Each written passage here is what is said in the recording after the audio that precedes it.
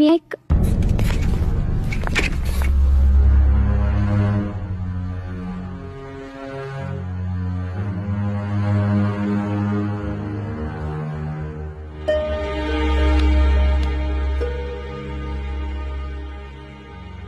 Sit down, please.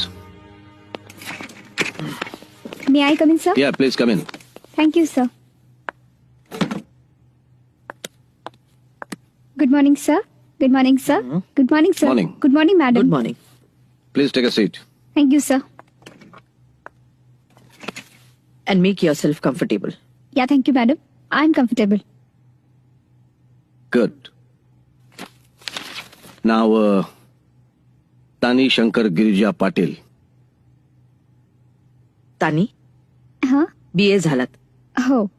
नागपुरातून शिकलात. कोणतं college? Madam मी कॉलेजला नाही गेले. I mean me external candidate होते. का? ओ, जॉब करून शिकलात.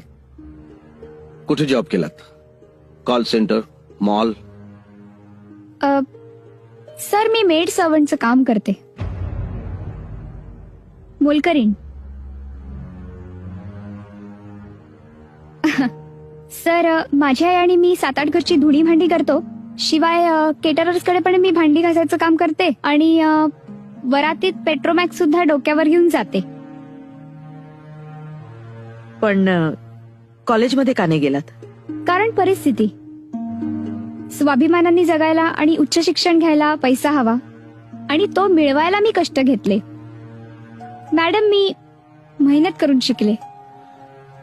एवढं काम करून मग अभ्यास कधी करायचात?